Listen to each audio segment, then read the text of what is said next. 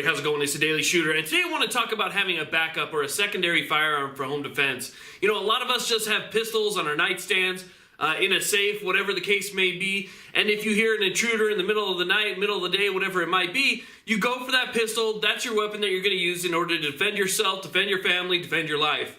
Well, that's fine, but in a lot of cases, a pistol is actually considered your secondary line of defense. You know, when the military goes and they are searching houses or they're sweeping rooms, they don't usually do that with their pistol. They usually do it with a rifle, with a shotgun, with a primary weapon, and then the pistol would be your secondary weapon. So a lot of us basically are grabbing a secondary weapon in order to defend our homes.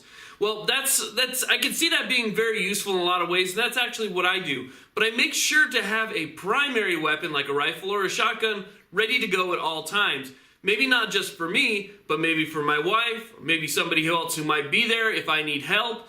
Keeping something ready and ready to go at all times, secondary, is something that I think everybody should be considering as key. Now, there's a lot of guys out there that keep everything loaded at all times, every single firearm they have, even if it's been in the back of their safe for 5 years. But I like to keep just a few that are ready to go at a moment's notice, you know, kind of like my primary weapons. So obviously I keep my pistol. This is what's going to be in the hand safe, you know, inside my my nightstand. So I do keep this in a safe. I have kids around the house. I would never want them getting a hold of this. So this is in a safe. It's not biometric, but it's very easy to access.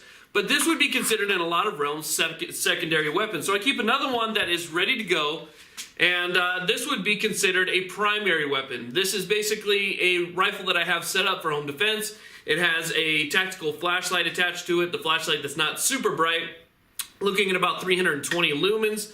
It has a red dot sight that is always on. I leave the red dot sight on so that if anybody grabs it, they don't know how to use this red dot sight. They don't need to worry about it. This is Holosun HS403G. It has 50,000 hours of battery life. It's over 5 years. So I just leave this on. Somebody can pick it up. As long as they know how to use a rifle, they're good to go. But it's completely set up so it's easy for anybody to use.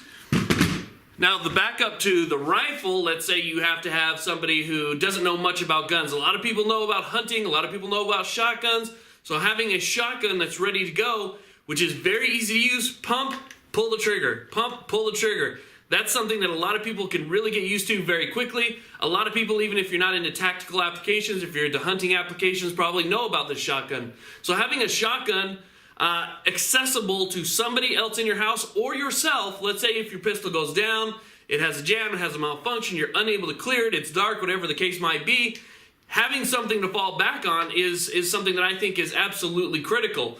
Because like I said, a pistol really in the real world is a secondary option. A lot of us use it as our primary option because it's lightweight, it's small, it's easy to use.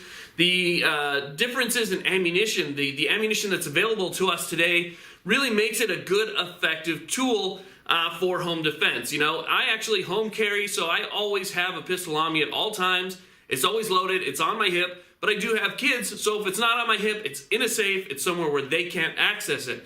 Okay, so I want to make sure that all my firearms that are ready to go are ready for me to go, but obviously not accessible to my kids.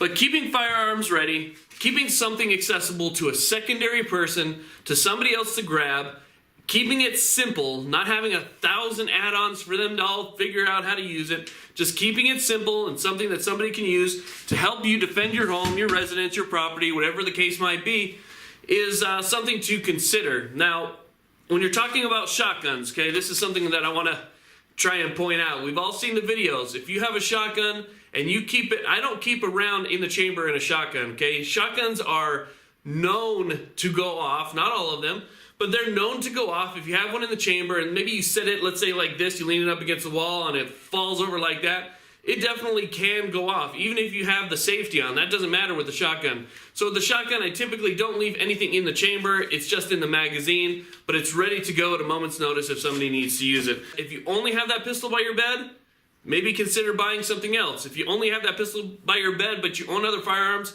maybe think about getting 1 or 2 more of those firearms ready, just in case somebody else needs one. Thank you guys very much for watching. Please like, subscribe. Have a great day.